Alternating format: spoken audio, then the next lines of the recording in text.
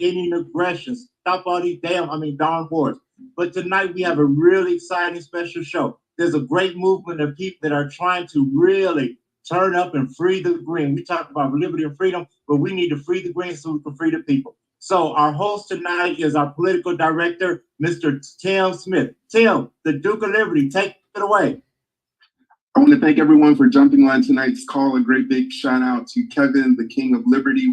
Of course, we have the Royal Court of Liberty. We have Damon in the house, the Prince of Liberty. We have Mark Mosley. We have Rossi. We have Jill. We have Trinity, who's actually going to be one of our folks we're going to interview. We have Bill Hickey Jr. We have everyone. Patrick is in Florida. I want to thank everyone for showing up for tonight. We truly appreciate it. Tonight, we are in for a treat. We are discussing weed. And with us tonight, we have Bill Hickey Jr. and we also have Trinity. Bill, we want to begin with you. Bill, we are doing this show a little bit differently. I do not know anything about either you nor Trinity. So if you could introduce yourself, tell us what your role is in the weed, or as the weed people are quick to point out, it is cannabis in the cannabis movement. We truly appreciate it. So Bill, please take the floor and tell us about yourself. Hey, Tim, nice to meet you. It's actually Bob, but like you said, it's our first time meeting, so I can't hold nothing against you. But no, I appreciate you guys having us this evening. I am with Let's Legalize Wisconsin, a grassroots movement over here in Wisconsin. Unfortunately, there is no legal weed, and there was no organization that was, like normal or such that you would see in some of these other states. So having been in the cannabis industry myself for a while, I decided it was my turn to make some noise and start a movement. Just started with getting the voice of the people together on Facebook, and it's really started to take off and grow here. And now it's turned into a full-time thing, and I've had to get a lobbying license, all that fun stuff. So really just working on uniting the voice of the people and trying to free the plants as most of us know it should be. Bob, I truly appreciate that. I apologize. I have been up. I think this is my 26th hour straight. So please forgive me. No worries. Bob, if you could tell us, what is it that got you into the cannabis movement? What is it, if you could, your elevator pitch for why cannabis should be legal? What is that pitch and what got you into the movement? Yeah, for sure. So basically, ADHD sometimes is a good thing. Like I'm always, looking for something to do, kind of, let's get this done. Let's get on to the next thing. This is boring. Let's keep going. But at the end of the day, even when I get prescribed medication and stuff to help with ADHD, at the end of the day, basically how I describe it is Adderall takes me from going, 100 miles an hour in 5 different lanes. It takes me to 120 in 1 lane.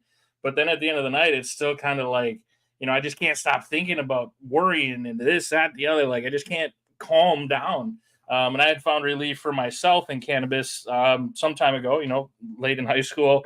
And really that's kind of all it was just my personal, I knew some people who would help, that kind of thing. But once I got into the industry and saw some of the people that were coming through the door and, seeking relief and like, hey, my doctor said I can't get any more, or they can't prescribe any more Vicodin and it's not helping anymore, or just there's no hope. They don't know what to do. And then you start seeing just this plant that can help so many different people.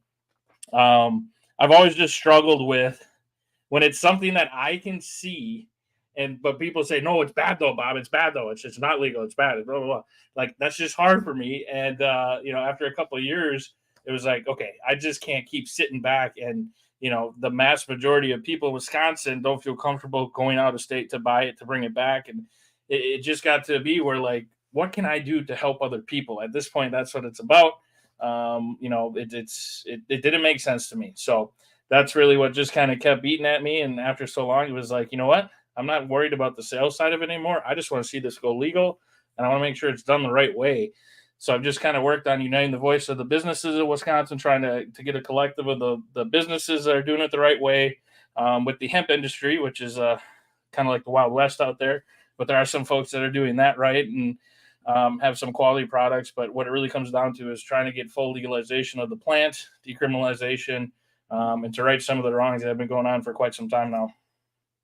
Awesome. Trinity, if you could jump in, please tell us about yourself and how you got involved in the cannabis movement.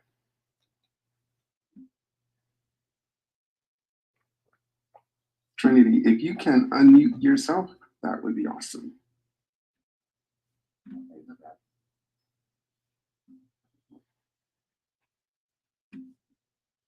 Okay, well, while Trinity unmutes himself, going back to you, Bob. Oh, awesome, great. Trinity, please hop in, tell us about yourself. At the beginning, and it was controlled by y'all, my bad. So I started the first hemp dispensary in the state of Tennessee in 2018. I grew the first high CBD hemp crop that was approved by the state of Tennessee Department of Agriculture. And we had these big, beautiful buds that didn't get you high, but they reduced anxiety and inflammation and made you feel good. And so I decided to put them in a jar and sell them as, a hemp dispensary. And I got on the news in Tennessee, and the market kind of exploded from there. Had people calling me from California, Oregon, Colorado, asking me why I was selling rope dope. And the main thing is the inflammation and anxiety relief from CBD. Well, with that, obviously the hemp bill of 2018 completely exploded all the other minor cannabinoids. There's 113 to 168 different cannabinoids in cannabis. THC is the one that we've all, know about and have gotten high with and understood and have helped people with and have villainized. And,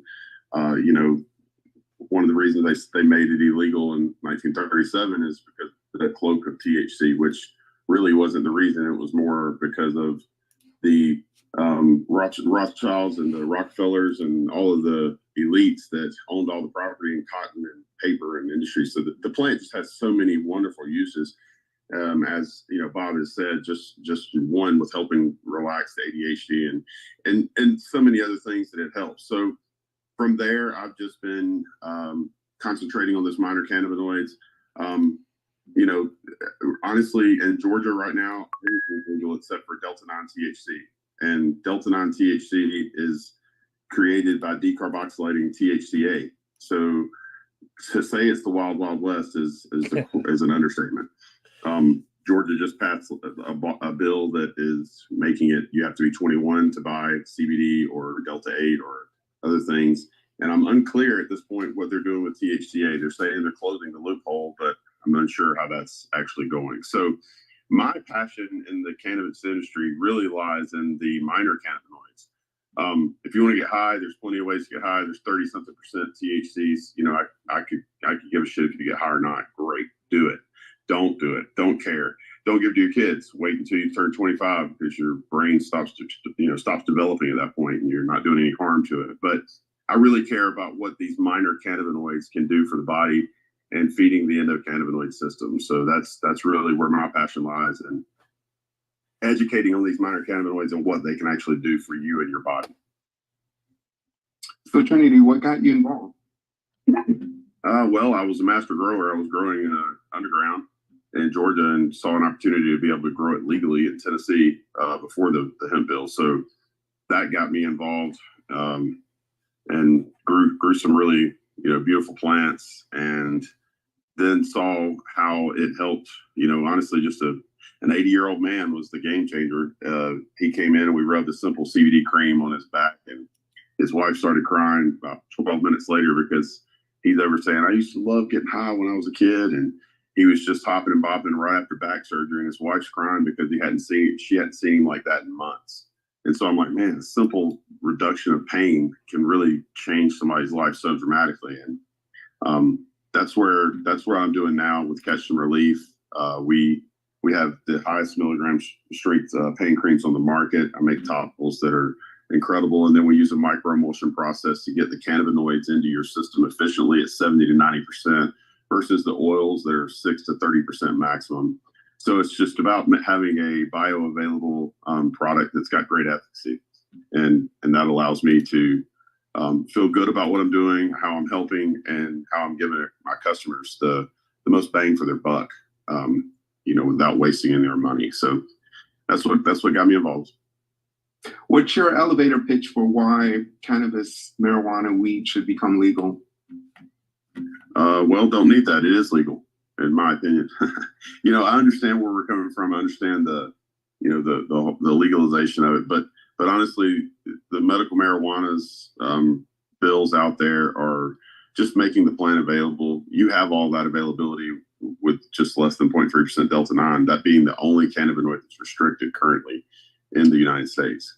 Now, they do have Delta 8 regulated in the legal states, and that should kind of lend a reason for why Delta 8, it does work, and Delta 10 does work, because all of the states that have legal marijuana, recreational or medical, are banning those THCs because there's no regulation on it, and they've got a lot of money tied up in their licenses and taxes and things. And where, I've got bud right now that's completely legal, that's 24% THCA, that's dispensary grade cannabis directly from Colorado.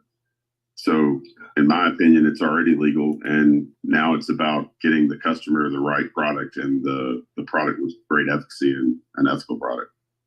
When you say the product is already legal in your mind, are you referring specifically to the state of Tennessee? No, I'm in Georgia.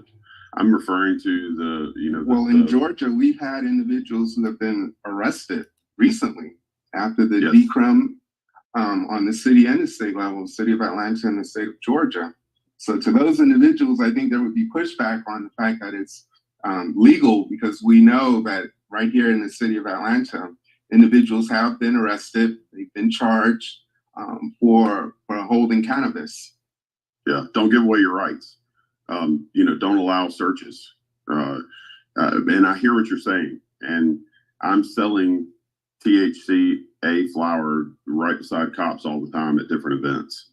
So it's not fair. My father is included in that. He spent 6 months in jail because of cannabis. So I get where you're coming from. I just mean as far as the beneficial parts of it. And of course, everybody's record should be expunged. It should be decriminalized. It's ridiculous. The federal government is just now considering rescheduling it to Schedule 3. If they haven't, I think they've already done that, right? So that's a big step forward in the decriminalization of the plant. And I feel for those families. I'm glad you brought that up. So the DEA is looking at rescheduling cannabis. I'll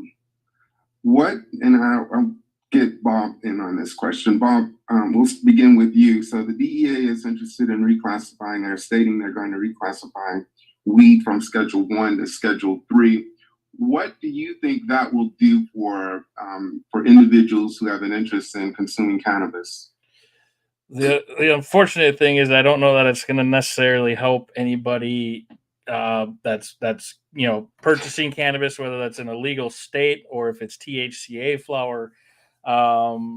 There's just the thing we got to remember is, unfortunately, typically when the government says, "Oh, hey, look what we did," there's we got to see the details of it. Because my concern is it opens the door for studies, which is great. That's a positive. It opens the door for more studies to be done. It gets it out of the same class as heroin and meth, which it definitely shouldn't be in. However, there's just a lot of rumbling and concern that it opens the door for big pharma to kind of take things to the next step as far as cannabis goes. So it to me, it's really about those details. And unfortunately, it seems like they're kind of keeping things under wraps until they say, "Hey, here's what we've decided, and here's all the details that go with it."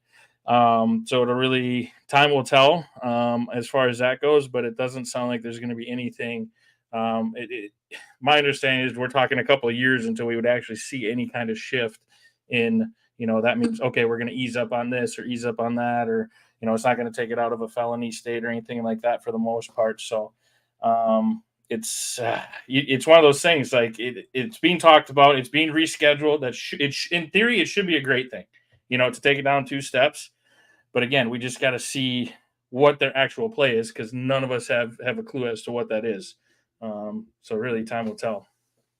So Bob, you're working at the grassroots level. Could you explain to us what exactly is a Schedule 1 versus a Schedule 3? And you did hit on it, but for those of us that are unclear, could you elaborate on that for us? So essentially, it's still, we're talking schedule, so that means it's essentially a controlled substance, which means it's, there's essentially some kind of check and balance.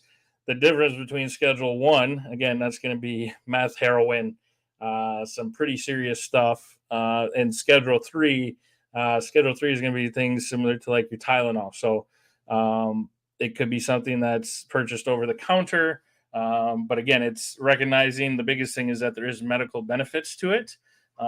So it should really open the door for studies, because as a Schedule 1, it's not like they weren't running clinical trials on cannabis at any kind of numbers, and this should definitely open the door for that, and looking at different ways as far as how the government decides that access to this plant is going to happen. If it's going to be the plant form, or who knows, they could say it's just in the pill form, and the THC from the plant. It, like I said, it's really going to depend on their writing of the law, or their writing of this reschedule. So but again, in theory, it should be a good thing, right? Going from anything that's, again, in that same group of these really hard drugs, coming down 2 classes into the same group as Tylenol, like we got to take that as a win, as long as it's not, again, written so terribly bad that it doesn't help anybody except for big pharma.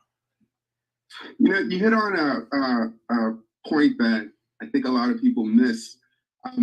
We have the DEA. They're not elected officials. They're not congressmen or women or Congress critters.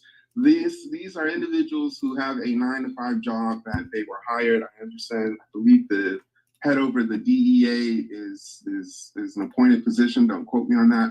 But either way, the point is that these individuals are not Congress critters. They're not legislators. Correct. But yet they're able to, quote unquote, interpret the law. And by interpreting the law, they've actually created the law. And they've done this by, as you elucidate, as you spoke on, the Schedule 1 versus a Schedule 3. What are your thoughts? And I'll kick it back to Trinity after you respond. What are your thoughts on the DEA having the authority to schedule and reschedule a drug, period, whether it's cannabis or Tylenol?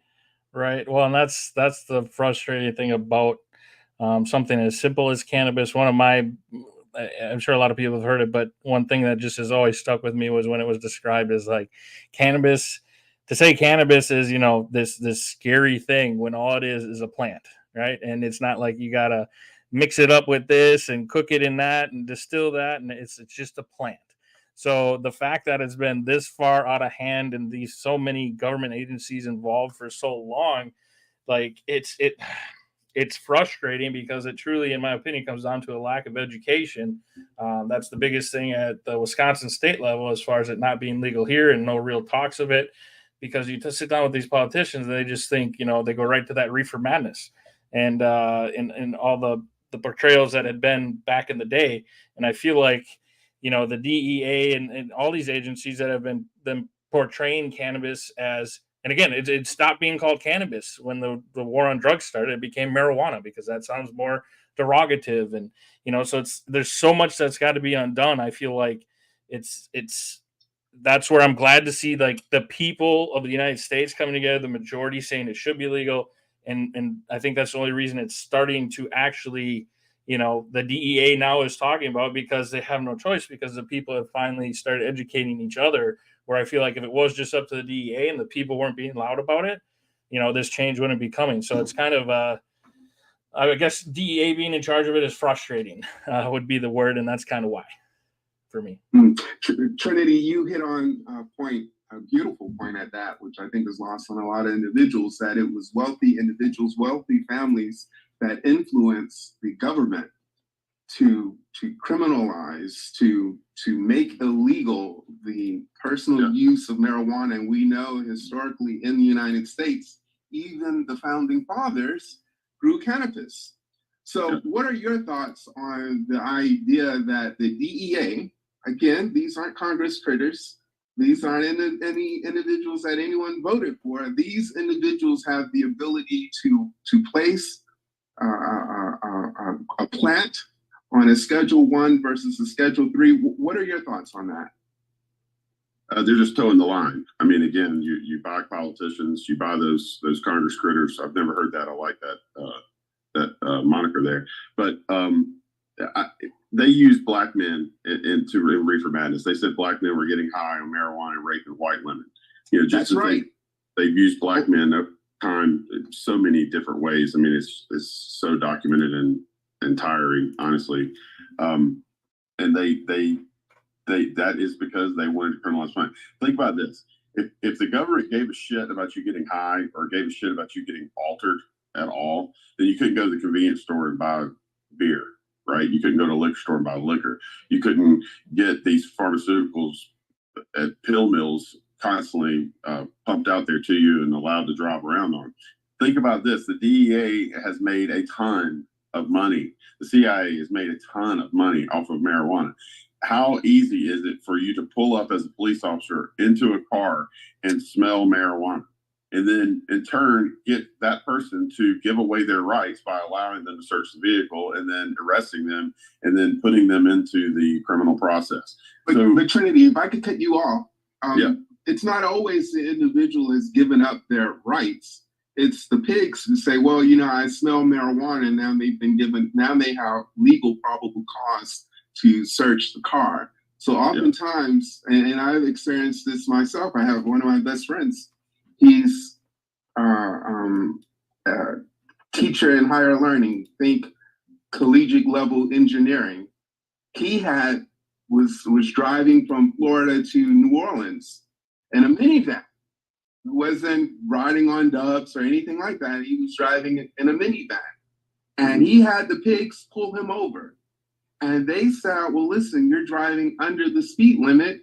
And long story short, they got the dogs out. The dogs didn't smell anything. But anyway, they still were able to ascertain probable cause because they hit the hood of the car, and the dog started barking. They said, now we have probable cause. The man didn't have any marijuana. So I don't know what race you are, Trinity, and it's not important for this call, but I'm Black. And I know I have Black friends, poor Black friends, middle class, so-called middle class Black friends, and wealthy Black friends. And we've all had interactions with police where they were able to wrangle probable cause to do whatever it is that they please to do. So for Black individuals, and I imagine it's the same for poor white folks, it's not always we gave up our rights. Our rights are just jacked from us. So I do apologize. No. And I'm white. And the very first thing I think when I see a police car behind me with its lights on is, thank God I'm white, because of exactly what you're saying. Now, I'm saying this over and over to say don't give away your rights as education, because now you have to be perfect, right? Nobody has ever been convicted for saying, I'd like to speak to my attorney. I'd like to speak to my attorney. If that's all you say, then that cop has to be absolutely perfect. And then that DA has to decide whether or not he's going to take on this case to trial and actually pursue this. But when you say, it's just a little bit of weed, or whatever the things that are said, and I have friends who have been busted, and it's like, what the hell are you talking about? Why would you let them say it? So it's not just it's not just a white-black thing either, right? Like it's just giving away your rights. The cops are there to lie, manipulate, steal. They're not there to protect and serve like they're supposed to be. Now, there are some good ones. Some people say, well, 99% of them are good. Well, I'd like to say, some percentage of them are good. I've had cops give me rides for gas, and I've seen cops changing tires. So it's not like they're all bad, but like the system is definitely rigged to make money. And getting you to incriminate yourself is an easy way to make money. And the way that I was talking about marijuana is it's an easy smell, right? It's easy for them to smell it and to then start going after you with it. So when I say that, don't give away your rights, that's purely educational. That's not to condemn anybody who's done and not giving them, that's still been taken advantage of. I mean, hell, Dothan, Alabama Police Department has been well known for planting drugs into Black people's cars on the way to spring break down to Panama City. They did it for years and years and years. It's been proven and shown, and there's it's life's not fair. Period. That's the whole point of it is definitely life's not fair, and the DEA is literally just towing the line, just making the money. It's easy to get somebody in the system and then get somebody to roll over on somebody else to get a higher bid, right? Like you get a little marijuana charge, and all of a sudden, next thing you know, you're asking questions, and the people are telling who they know, who they got it from, and it's a gateway into more incrimination of more people. And that's what I think of the DEA and what I think of what they're doing and how they do it, and go after the method. Kevin, you had your hand raised. Yeah, just a quick question, one quick comment, and I agree with what you guys are saying. But the thing with them trying to unschedule it or lower the schedule, I mean, the timing is just so perfect. It's an election year, and they want the minority vote and the brown vote and the black vote. And like, come on, y'all. You've had 4 years to freaking deal with this, and you haven't even talked about it. You ran on, I'm going to legalize weed, I'm going to cut out the student, and nothing you've done. But all of a sudden, they want to do it. But I got the real question. They were talking about, so what, is it true or not? Like, when you smoke weed, does it make your sex life better? Let's talk about the real shit. That's a good point. What? Well, I get the question a lot is, will this CBD help with erectile dysfunction? And I have a pain cream, and I tell people I've never once rubbed a cream on my pecker and it not gotten hard. So maybe there's something to it. Bob, what you got to say? Nothing on that one. No, it's just, it's a frustrating situation. And like you say, with the election year, I just don't understand how everything that has been anything cannabis related, even in legal states, when everything is just such a mess. They can't make a sound decision. They can't look at, it's like the data doesn't get looked at. It's all influenced by money. And it's just it's disheartening. And like at Florida, when I saw that just a couple weeks ago, it was announced that their state governor wasn't going to allow it to be put on the ballot, whatever. They went to the Supreme Court and it got passed and said it's going to get put on the ballot. And if there's 60% approval, then recreational will be just, and it'll be legal. But then so I'm like, oh, that's cool. So I'm like, hey, that's what we need to do in Wisconsin. Who would I need to talk to? Blah, blah. Well, then I find out that it took $40 million in funding to get it to that point where they got it to the Supreme Court and won the case.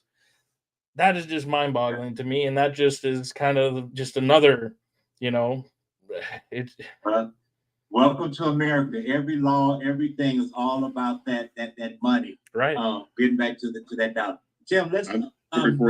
We're at the halfway part. Just to remind people, you're listening to the LYFE PAC podcast. L is for less government. Y, your freedom. F is for free enterprise, free markets, and E is for ending aggression. You can follow us on Facebook, LYFE PAC, LYFE PAC. Our website is www.lifepac.com. We would love for you to hear from you. You can email us info@lifepac.com or kevin@lifepac.com. So Tim, let's open it up for a few questions and then we'll go back to Tim. Anybody have a question? Raise your finger. Raise your hand. I'm sorry. Raise your finger works too. Don't give Tim the finger. Okay, we got Mark. Mark, please jump on. Hi there. Am I hearable, Tim? You are. Okay, good. I just want to make a quick comment, both something that Bob said and something that Trinity said. Bob made the statement that there's so much. Let's say I wrote this down. There's so much that we've got to be that's got to be undone. Okay, yes, that's true, and that begins with the basic morality of all this drug law crap to start with. The truth is the existence of the DEA itself is an outlaw organization. It is unconstitutional. Its very existence is unlawful, yet they dictate to us rules that they claim are laws. They actually don't have the rights to do that. We hold all the rights, and those rights exist as natural rights, and they're derivative constitutional rights. We just haven't learned to exercise these enough and resist these people. So I'll just leave that as food for thought. And something that Trinity said that I hear a lot. He was referring to cops, and he was saying that most cops are good people, and I completely agree with that. However, I think it needs to be understood that you can be a good person yet to be morally confused. And any cop that is out doing the sort of things that Tim describes or is involved in asset forfeiture, that sort of thing that I'm assuming all of you know about, is confused. He may have he may have the ability, or he may have the justification of a codified law, but that does not make it moral. And I will just leave it at that. And thank you for your time, Trinity and Bob. Thank you for being here with us tonight. So, Thank you for having us. Anyone else have a question or comment in the audience? I would like to say something. Go, Prince. All right. First of all, I'd like to thank Trinity and Bob for shedding some great insight into the discussion at hand, which is cannabis, legalization and things of that nature. Now, my thoughts on it are this, and Trinity kind of alluded to it earlier, in that there is no logical basis for the drug laws we have today. Because at the end of the day, if one disagrees with using drugs, then cool, don't use drugs. I mean, you that's your personal choice, do your thing. But the idea that you're going to lock up people for using, in this case, marijuana, which is a plant, is nonsensical, right? We've got many people, millions of people throughout this country. We are the world's highest incarcerated country. Even though China has 1 billion people, India has 1 billion people, the continent of Africa has over 1 billion people. So America, our little 300,000 people, 335,000 at this point, or 330 million, excuse me, we have more people incarcerated than all those countries. So why is that? It's very for-profit prisons. For-profit prisons, exactly. So the prisons have basically in the contracts, hey, politicians, we need to fill these things up. What can we do? Well, I mean, there's not enough murderers and child molesters to kind of get these things filled. So cool, let's just bring the drug people in here. So, but we're gonna target it specifically towards a certain group of people who can't really fight back. Specifically, either minority, Black folks, lower income whites, whatever, people who can't really fight back. Because you cannot tell me that there are not rich, well-to-do white folks who are not using drugs. They are using drugs, but they have good legal representation that can get them off, slap on the wrist, no big deal. Everybody looks the other way. But if you're not rich enough, you've got a public defender. Public defender, they're part of the system. They're like, look, just plea up, plea down to whatever. We'll get you this little jail time and cool. No, in a sane world, there is no jail time. You're trying to make me plea on something to get jail time that I shouldn't have in the first place. We're talking about a drug, and furthermore, it's selective outrage. Because if we're going to go down this path, let's bring back prohibition again. Once alcohol became legal, the issues that happened with bootlegging went away. Why? Because it's legal now. Now you can go to any convenience store, any package store, get some liquor. Now, do we have offshoot issues with that, with drunk driving and things of that nature? Sure. There's always going to be issues when you have human beings. You're going to have people who are idiots who are going to do stupid stuff. You deal with those people separately, but you don't incarcerate a mass group of people based upon your hypothetical. Well, if he gets high, he could do all sorts of things. Well, the main people that should be looking for marijuana legalization should be Frito-Lay. They're going to get tons of money, because when I was in college, the people who smoke weed, man, they was conked out on the bed eating Fritos and Cheetos or whatever. So Frito-Lay should be the main one. So I'm like, hey, let's make this stuff legal, man. Let's get this money. You know what I mean? So at the end of the day, it's nonsensical to have this issue hanging over people's heads. And now that there are certain states are selectively making it legal, but we still have people incarcerated for the same thing as now legal is bullshit. Let's just call it what it is. So I'll land my plane there.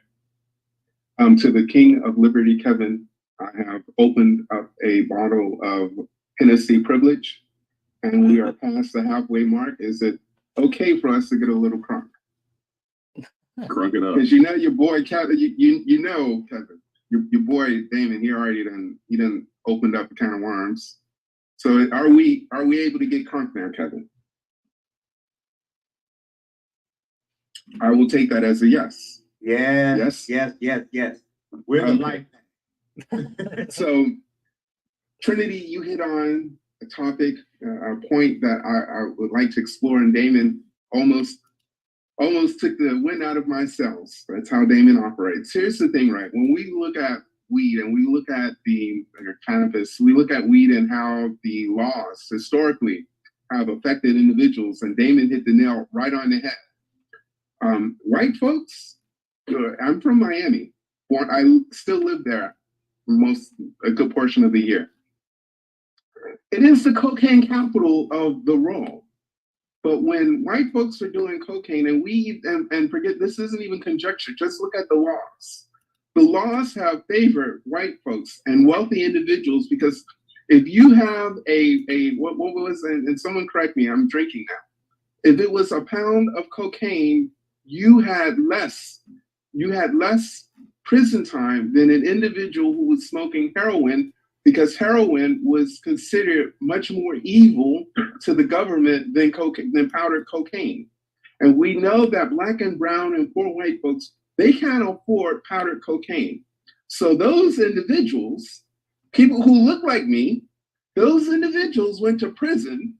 And not only did they go to prison, they were, how shall we say it, politically correct, they were motivated to work basically for free for the state. If we look at the city of Jacksonville put out, I can't remember what the legal name for it is, but if you go back, it's public knowledge, go back a few years, you can see where the city of Jacksonville was looking for workers.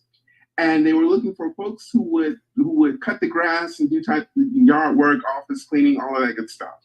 And they stated that they would have to pay one individual to clean their offices more than $40,000 a year, versus going to the local prison. They could get, I think it was 5 or 6 individuals. It was no less than 5 individuals for the price of $40,000 or less to do the same type of work. And not only did they do the same type of work, they did it more often.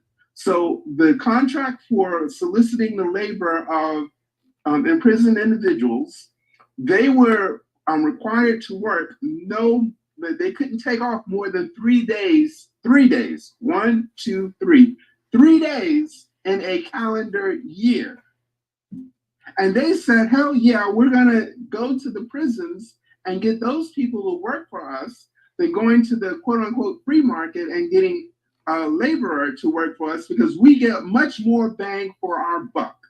So we see historically these laws that have been enacted concerning marijuana and other quote unquote prohibited substances have benefited the state. So because they benefited the state, my question to our guests, to both Bob and to Trinity, tell us, how have the elected officials, the politicians, we now have the senile and chief individual Biden in office, how have these individuals, Obama sucked, Clinton's definitely sucked, and Obama was with him also, Trump has sucked also. Please explain to me, a layman, how we have been tricked and bamboozled into voting for these individuals decades after decades who continue to take away our rights as individuals. Bob, take the floor, please. That's something I find myself probably once a week on my podcast. I somehow land on it because I'll interview quite a few different folks, and we get talking about different things. And I just don't, for a country that wants to be the best, wants to be free to all, and just growing together. And the best options we got for president are the 2 guys we got right now. I mean, not just age, it makes no sense. There's so many younger people, I mean, maybe in their 50s, 60s, that are like the go-getter mentality, that have been through and done that. But I don't know why. It truly baffles me how we have the choices that we have when it comes to politics. And then it's just so frustrating that for the most part, it seems like everything is just becoming more divided between left and right. And it's really sad to see. And it's thankfully I'm here in Wisconsin. We got a cabin up north, and like that's where I spend my weekends. 'Cause I'm just like I I don't know how to figure out what is happening around here. So I just, during the week, I'm trying to figure it out and make things work. But then on the weekend, it's like, I need a break from all this craziness. It's just, to me, it's sad. I mean, I really don't have a good answer for you there.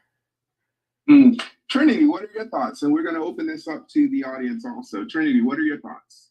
I got some homework for y'all on YouTube. It's All a Rich Man's Trick. Write that down and watch that 3.5 hour YouTube video. Listen, the books have been cooked, and the greases, the wheels have been greased way before any of us were even born and even thought of. You know, we discovered as a people and as the elites in the world that war is extremely worth a lot of money to rich people if we go to war. So if we stay divided, if we stay at odds, and we keep the puppets in office the way that we want, I mean, what do you mean? What are our choices, right? Like we're D or R. That's it. That's the way they got us. They got us pinned in, and then we fight. And I mean, how long can you have? This is the longest conversation you can have when you got everybody on mute. Because if we really started talking about topics, we would start arguing D and R, right? Like that all. Go for it, Trinity. Go for it. We're drinking. Go for it, man. Well, 10. You know, you take 10 of the most burning topics right now. As an individual, in your individual experiences in your individual life, you should not land on D or R completely on all of those issues ever. And why the hell we're arguing D and R and we're like, oh, he sucks, he's a criminal. Like, obviously they're all criminals. You hit on it. Obama sucked. Bush was an idiot. Bush's dad was more connected than probably any American politician in the history of the politicians. He's really connected for a long way back. The nigga was in the CIA. Don't forget. His dad ran a lot of stuff, press conference. So like I said, it's all a rich man's trick. And like, love your neighbor, man. Like, because fighting with them is just exactly what they want us to do. And so, like, who am I going to vote for? I'm probably just going to vote in the local things because I'm just paying attention to what they're saying, what they're doing, and then probably just write in for president. Like, and you can say that's a vote for Trump, or you can say that's a vote for Biden, but it's just exercising my right to not participate in the charade. I mean, so Trinity, here on the LYFE show, we believe that you should vote for the most. You should vote for the individual that you believe best is fit for the job. And out of Trump and the senile guy, I've consorted. So you're unfamiliar with this, but I have a cat, right? And Damon Cat. Every election cycle, I ask my cat, "Are you interested in running for office?" And this year, she has stated she will not run for president. So please don't write in Kitty for president. She has no interest in that. But her turd does. The turd in the litter box has agreed to run for president. And as you stated, it's hard. It's incredible to think that out of this we call democracy, or the United States so-called democracy, an experiment. It's hard to fathom that in the hundreds and hundreds of years, and I understand we're not, we don't have a long history like countries in Europe, but regardless, we've been here long enough.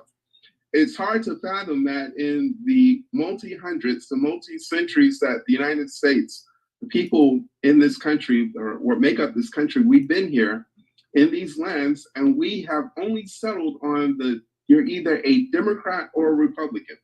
And as you led us to the trough, at the end of the day, whether you are a Democrat or a Republican, at the end of the day, either party is going to screw you over. It does not make a difference. And this is what gets me, is that we as individuals, the system has put us to fight each other. Oh, well, you believe in Trump or you believe in Biden, whatever the case is. But at the end of the day, we don't see that the duopoly, both parties are out to play us, and no one wins except rich people. And that, to me, I just don't. Yeah, so I just don't understand how we have gone through life Some of us are in our 70s, 60s, 50s, 40s, 30s, and we haven't realized that the system, it is not the Democrats, it's not the Republicans, it is the system that is playing us, and we see this when it comes to smoking weed. Why does the state, why does the government have a say in whether I want to grow a plant in my front yard and smoke the damn plant? Like, why does my neighbor believe that they have a say in whether I want to smoke a plant or not? I just don't understand this.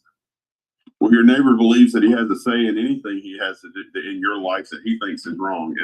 And the great thing about America is that we all have the rights to our rights. And that's the interesting part of America. We're not Swiss. We're not German.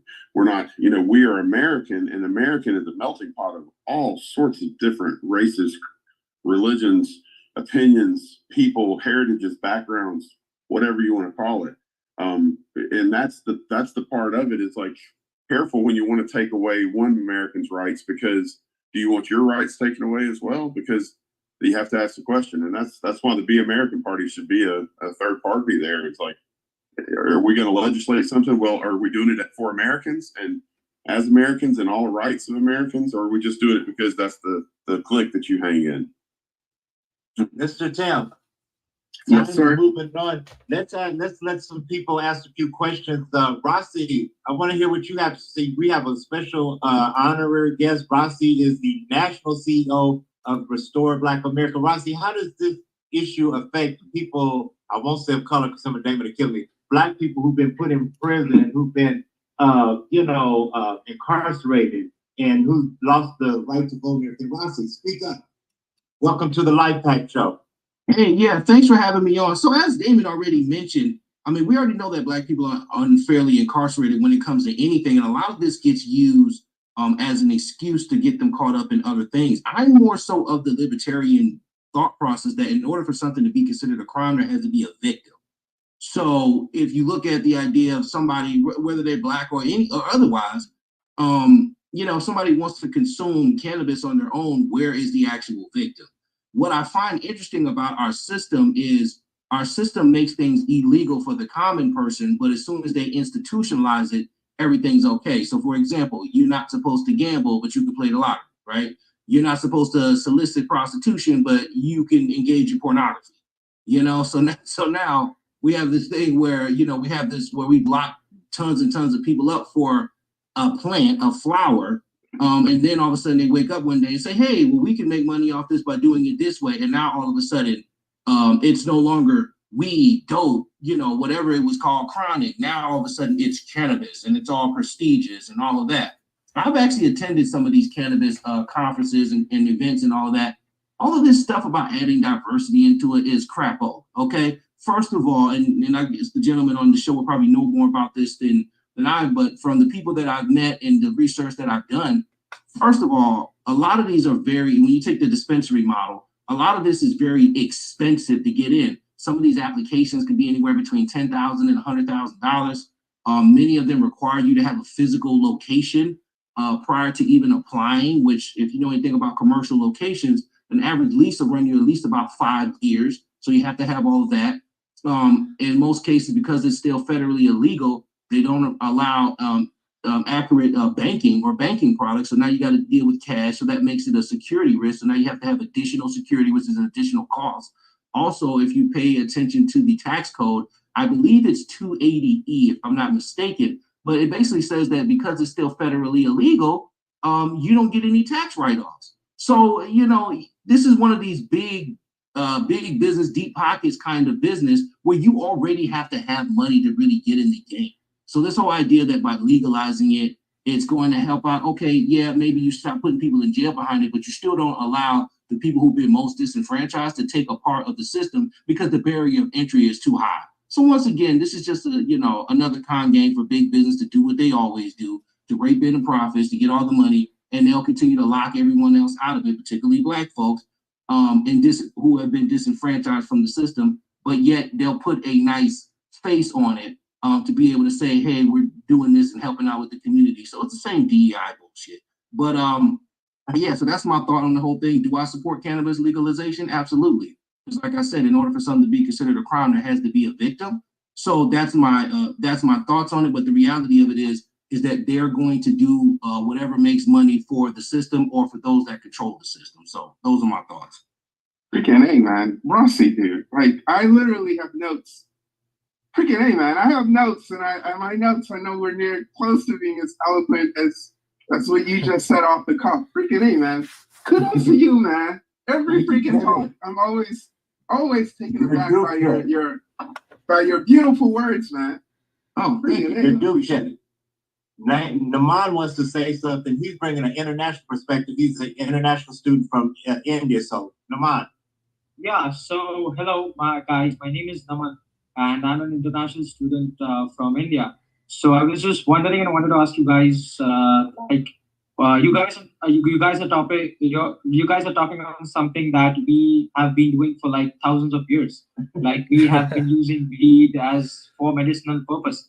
Like from thousands of years, we have been treating like the people like who were like before 500 years. They used to like treat people. They used to like use weed, marijuana in a good way, or I would say in a positive way, to treat illness, to cure someone. And the main thing that it was used for, to as a painkiller. Like I mean, someone who's been suffering from something, they were just like given these things so that they don't feel the pain that they have been feeling, and they just get relieved for at least some time.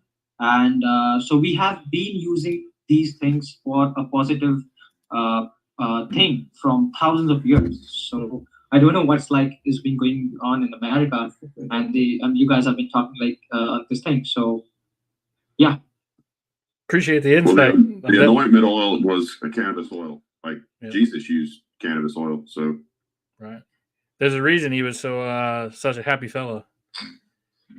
It was the Holy Ghost, individuals. The Holy Ghost, not we. It was the Holy Ghost. No, there you go. So, Bob, let your hair down. I want to hear that Bob Hickey that I know. I don't want to hear this constant Bob Hickey. Let your hair down. Tell us something. What do we need to do? What do we need to do, man? Over here in Wisconsin, like I said, the biggest thing is there was no organization to get the voice of the people together. Because like you guys have been talking to and Rossi alluded to, we definitely don't want this to be, and this is what sucks, but you don't want it to be just, hey, Wisconsin went legal, so the three big dispensary players that have 40 million in assets from their 22 dispensaries along the coastline just come in and start opening more shops.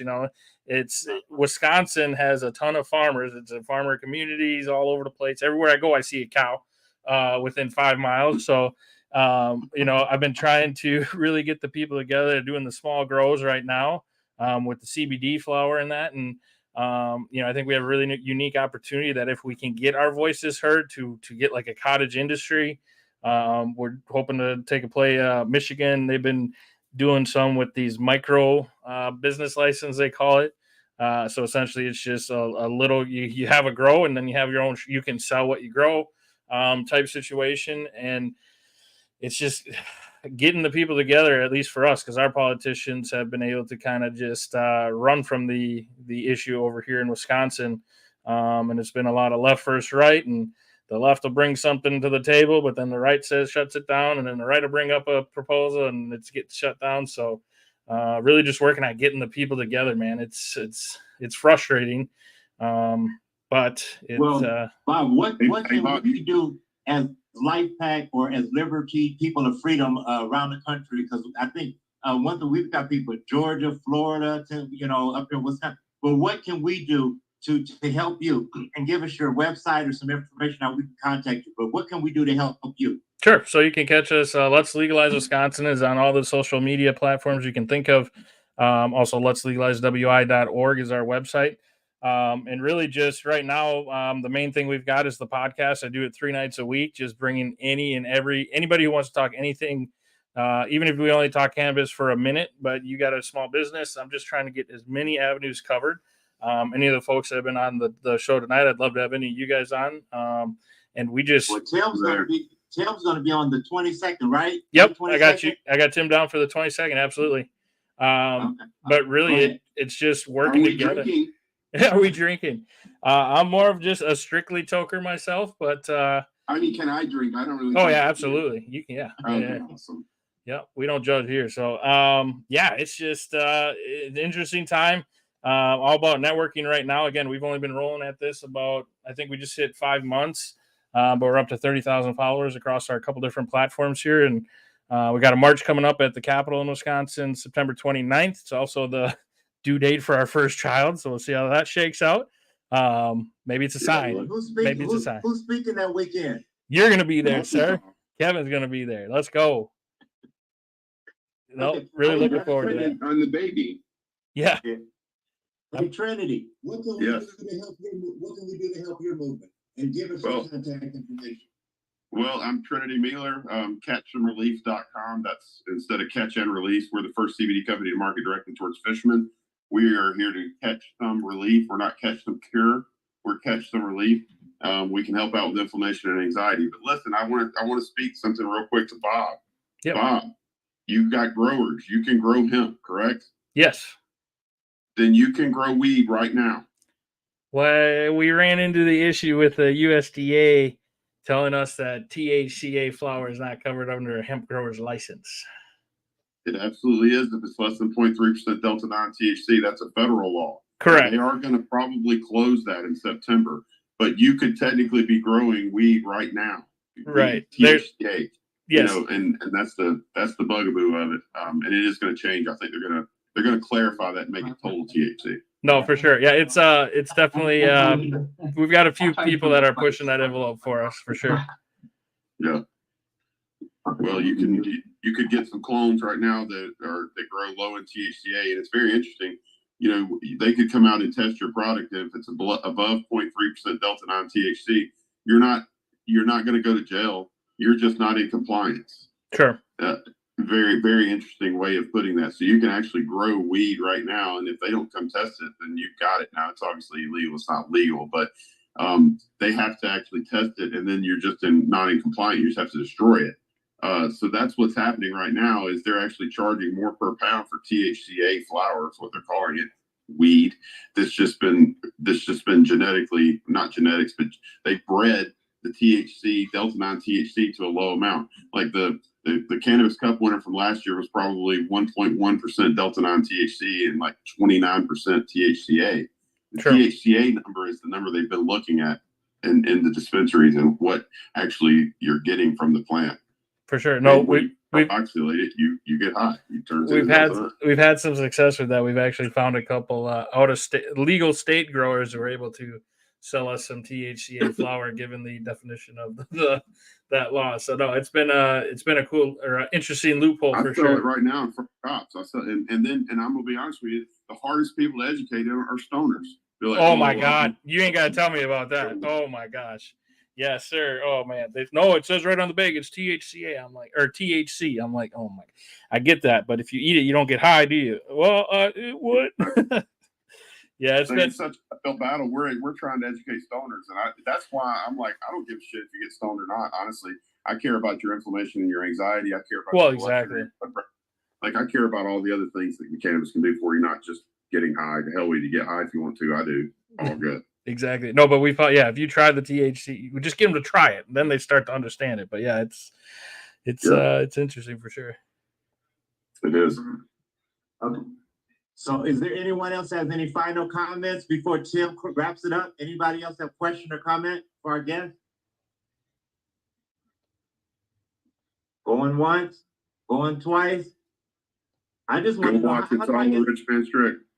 how do I get some free samples from my wonderful guests that I'm promoting all over? Don't I get some samples? Absolutely. Give me your address. I'll hook you up. Oh, I got some stuff for you. I get your highs, bejesus. I got 3 drops that are microemulsion technology going at 70-90%. You can get as high as I'm you want. holy. I'm Pentecostal. We don't do that. No, but you know what? I was looking at, if you look at the very first chapter in the Bible, it talks about God making stuff, and he made everything green, and he said it was good. So Tim, wrap us up. We've had a wonderful show, guys.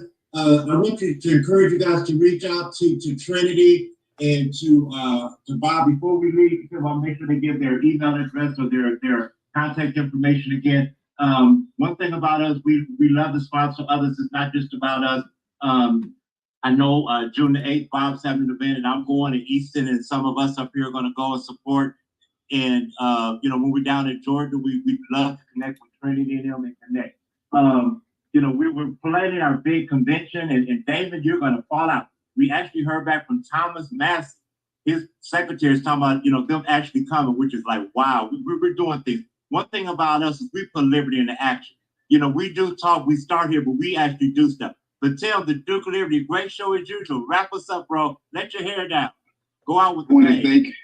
I want to thank Bob for being here. I want to thank Trinity. I want to thank all of the audience members. Listen, Rossi, freaking A, what can you say about Rossi? Damon, same story. Can't say anything. I'm always in awe of those two individuals. I want to thank everyone for listening. Listen, we had Bob and Trinity. I can't believe the show we had.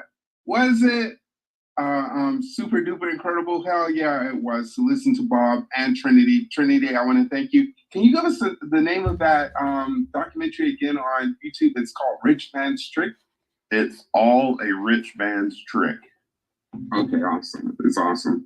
Okay, awesome. Well, thank you guys. If 5% of that's true, we're screwed. It's already done. So I mean, we've been screwed. Yeah. We've been screwed. So I want to thank Bob and Trinity. You guys have been awesome. I appreciate your candor. Sometimes it can be challenging to candidly speak on the cannabis movement, but you guys have been awesome. I want to personally thank you both for the efforts that you all have participated and done with the cannabis movement. We all need it, whether we realize it or not. Cannabis is a substance. I hate to say drug. It is a substance that has the ability to help all individuals, whether it's just getting high or with medical problems. So great big shout out to you guys. I want to shout great big shout out to the King of Liberty for allowing us to have such a conversation. The Prince of Liberty, Damon Kennedy. Of course, we have Rossi. I want to thank all of the royal court. What can I say about Mark Mosley? Mark Mosley, he's been in the trenches for decades. This white nigga doesn't give up when it comes to liberty. I can't say thank you enough to him and individuals like him. Mark Mosley is an individual that we all should aspire to be. He's a hero within liberty. So thank you, Mark Mosley. I want to say great big thank you to all of our listeners and have a wonderful night. Again, thanks, King of Liberty. Kevin, thank you again. Hey, thank you guys too. We really appreciate Thanks, the everybody. opportunity. All right, everyone have a good night. Yeah.